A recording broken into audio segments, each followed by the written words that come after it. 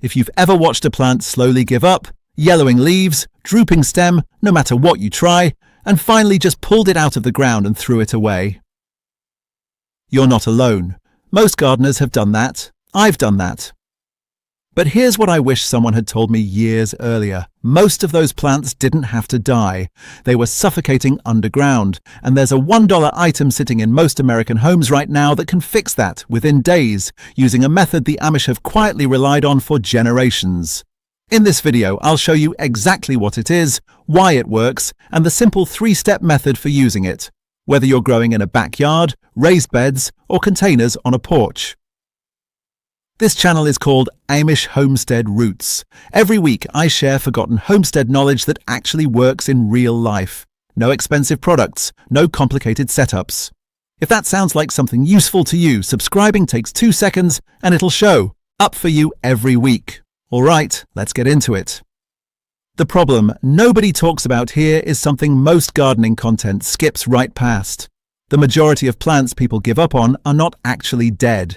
They are oxygen-starved. When a plant starts wilting, yellowing, or stalling, the instinct for most home gardeners is to water more, feed more, or add more sunlight. That makes sense on the surface. But in a large number of cases, especially with container plants and raised beds, more water is precisely the wrong move, because it deepens the original problem. This is where most people get it wrong. Overwatering cuts off the oxygen supply to the root zone. And when roots stop receiving oxygen, 2 things happen quickly. Root tissue begins to break down, and harmful anaerobic bacteria, the kind that thrive in wet, airless conditions, begin to multiply. By the time the damage shows up above the soil as yellow leaves or wilting stems, the root system has usually been in distress for weeks. And this is where things start to change, because once you know that the real problem is underground and oxygen-related, the solution becomes completely different from anything on a garden center shelf. That's what the rest of this video is about. The $1 item revealed, what it is, and why it works. The item is 3% hydrogen peroxide, the standard brown bottle at every pharmacy, dollar store, and grocery store in the country. Under $1 in most places and already sitting in most medicine cabinets. Most people know it as something you use on cuts to prevent infection. But what makes it work on wounds is exactly what makes it effective in your garden. Now here's the part that actually makes this work. When you dilute hydrogen peroxide and apply it to soil, it breaks down into 2 things: water and a quick burst of pure oxygen. That oxygen goes directly into the root zone, exactly where a struggling, water-damaged plant is starving for it. At the same time, that oxygen burst kills the harmful anaerobic bacteria that have been spreading through compacted, waterlogged soil. Here's what makes this method genuinely useful rather than just a quick fix. It does that without destroying the beneficial bacteria that healthy soil depends on. Those good microorganisms are aerobic. They thrive in oxygen. So instead of sterilizing your soil the way a harsh chemical would, diluted hydrogen peroxide clears out the harmful and creates better conditions for the healthy to return. Will this work for every plant, every time? No, and I'll be honest about that in a few minutes. But for plants that are struggling due to root oxygen loss or early root rot, this is one of the most direct and affordable tools available. There's no complicated process and no investment beyond what most people already own. The Amish connection matters here because this isn't a new idea dressed in old clothing. Amish homesteaders use naturally oxidizing solutions, including wood ash water, to treat root-stressed plants long before bottled peroxide existed. The underlying principle was the same: restore oxygen to the root environment, and the plant's own recovery systems do the rest. That approach was tested across multiple generations of real family gardens in real growing conditions with no margin for expensive mistakes. What you're about to learn is that same principle applied with something you can pick up today for under $1. The 3-step Amish revival method. The method has 3 steps and the whole thing takes about 2 minutes to apply. Step 1 is the mix. 1 teaspoon of 3% hydrogen peroxide into 1 cup of room temperature water. That's it. No additional ingredients, no waiting. Mix it and use it the same day. One thing worth saying clearly here, because it matters, only use 3% concentration. That's the standard brown bottle. Some health stores sell 35% food-grade hydrogen peroxide, and it sounds like it should be stronger and better. It isn't. Not for this. At 35%, it will burn your roots and cause more damage than you started with. Stick with 3%. It's cheap, it's available everywhere, and it's the only concentration with a safe, consistent track record for this use. Step 2 is the application, and this is where most people make a mistake without knowing it. Pour the solution slowly at the base of the plant, directly into the soil around the root zone. Stay within about 2 to 3 inches of the stem. You are not watering the whole bed or the leaves. You are delivering oxygen to the specific root zone of the plant you're treating. Keep the solution off the leaves. Hydrogen peroxide on foliage, especially older plants like established tomatoes, peace lilies, or African violets, can cause surface bleaching and mild stress. Everything below the soil surface is your target. For a potted plant, pour until you see a little moisture at the drainage hole. For an outdoor plant, about half a cup per plant is enough. Step 3 is consistency, and this is where the real results happen. Apply once every 3 to 4 days for 2 full weeks. Don't skip applications and don't rush the timeline. This isn't a one-dose fix, it's a 2-week reset for the root environment, and each application builds on the last. Between days 5 and 7 of consistent treatment, watch for new light green growth emerging near the base of the stem. That new growth is your signal that roots are responding. The plant is no longer just surviving, it's recovering. After 2 weeks, stop the treatment and return to your normal watering routine. You don't want peroxide to become a permanent part of your watering schedule. Its job is to reset the soil environment, and once that reset is complete, the living soil takes over. 3 steps. Consistent application, 2 weeks. That's the full system. Which plants respond best? Not every plant responds in the same way or at the same speed. Knowing which plants benefit most helps you decide where to apply this method first, and what realistic expectations look like for each one. Tomatoes are among the most responsive. Root rot and oxygen-depleted soil are 2 of the leading reasons tomato plants decline mid-season, even in well-tended gardens.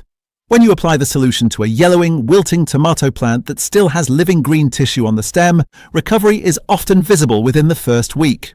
New lateral shoots emerge, and fruit production that had slowed or stopped can resume within 2 to 3 weeks of consistent treatment. For anyone growing tomatoes as a primary food source, this is one of the most productive applications of this method available. Potatoes respond well too, particularly during the early to mid-growth stage, when root health is directly tied to what develops underground. If your potato plants are showing signs of yellowing leaves or stunted foliage, caused by compacted or waterlogged soil, this treatment gives the root system the oxygen environment it needs to develop properly. Healthier roots mean larger, more productive tubers, a genuinely life-changing result for any family growing their own food supply. Herbs, including basil, mint, rosemary, sage, and thyme, are highly responsive, particularly when grown in containers or indoor pots where overwatering is extremely common.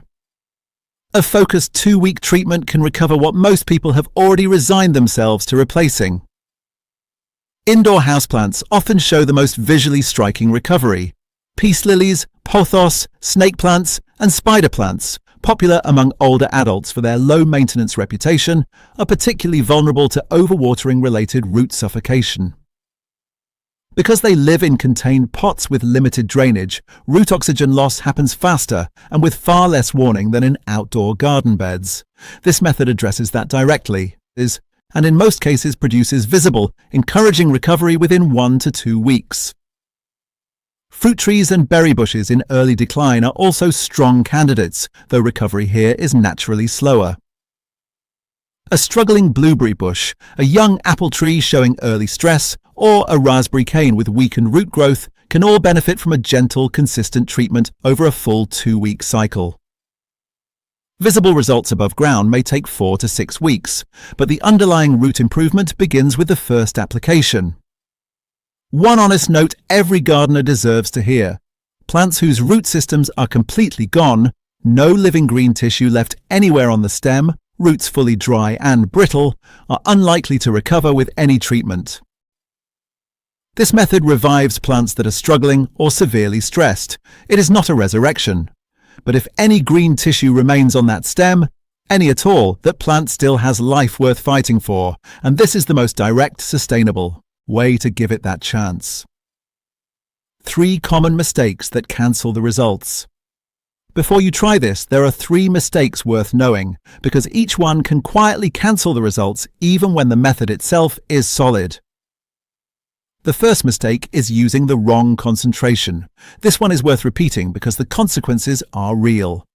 If you accidentally pick up a 6%, 12%, or 35% concentration instead of the standard 3%, even with the best intentions, you will damage roots rather than revive them.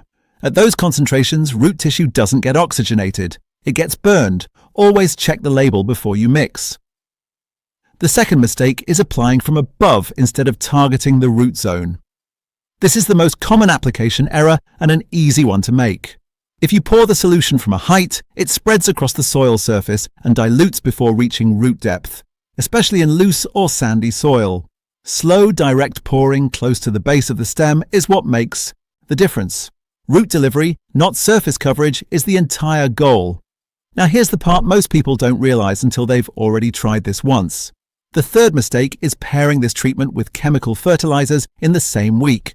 It seems logical. Treat the roots and feed the plant at the same time, address 2 problems at once. But synthetic fertilizers introduce salts and compounds that can interfere with the microbial recovery process happening in the soil, while hydrogen peroxide does its work. The 2-week treatment window is a rest period for the root environment. Let the reset finish first. If you want to support the plant during recovery, a light application of diluted compost tea is a gentle, compatible option. But honestly, most recovering plants don't need additional feeding until new growth is clearly visible. Once those roots start working again, they're very good at finding what they need on their own. Avoid these 3 mistakes and the method works exactly the way it's supposed to. If this is helpful to you today, take a moment and give this video a like. It helps YouTube share this forgotten Amish knowledge with more families who need it most. And I want to hear from you right now. What plant are you hoping to revive with this method? A tomato plant? A struggling houseplant? An herb you thought was gone for good? Drop your answer in the comments below. I actually read every single one, and I may just have a tip that speaks directly to your situation. Priority bonus tip. Here's something most gardeners miss entirely, and the Amish understood this better than anyone. Hydrogen peroxide clears the path. But what you do immediately after the 2-week recovery treatment is what determines whether your plant simply survives or truly thrives for the rest of the season. Once new growth is visible and your plant's roots have clearly stabilized, apply a thin layer of finished compost, about 1 inch deep, around the base of the recovered plant, keeping it approximately 2 inches away from the stem itself. Here is why this single step matters so much. Hydrogen peroxide clears harmful anaerobic bacteria from the root zone, but it also temporarily reduces the overall microbial population in the surrounding soil as part of that reset. Finished compost reintroduces a rich, diverse community of beneficial microorganisms, the living foundation of every healthy, productive, and genuinely self-sufficient garden. These are the same microbes that break down organic matter, convert nutrients into forms plant roots can actually absorb, and protect the soil from future root disease. The Amish never completed a plant recovery without replenishing the living soil around it. That one additional step, which costs nothing if you maintain a compost bin, is the difference between a plant that recovers and a plant that becomes more productive and more resilient than it was before the decline ever began. No expensive supplements needed, no specialty products, just finished compost, applied at exactly the right moment. That's the part most gardening content never tells you. You don't need a large farm or a perfect garden setup to apply what you learned today. You need a $1 bottle, a kitchen teaspoon, and 1 plant worth fighting for. That is enough to begin right now, this week, exactly where you are. The Amish didn't build generations of healthy, self-sufficient families by waiting for perfect conditions or expensive solutions. They built them one small, accurate, well-applied practice at a time, passed from one generation to the next with quiet confidence. That is exactly what this is. Pick one struggling plant this week, mix the solution, apply it with patience, and watch what begins to happen. If you want more forgotten Amish wisdom, healthy food growing methods, natural remedies, and sustainable homestead secrets delivered to you every single week, subscribe to Amish Homestead Roots. This channel is for families who want to live simply, grow their own food, protect their health naturally, and build a life that doesn't depend on the system, the way God and our ancestors always intended. Thank you for spending this time with me today. I'll see you in the next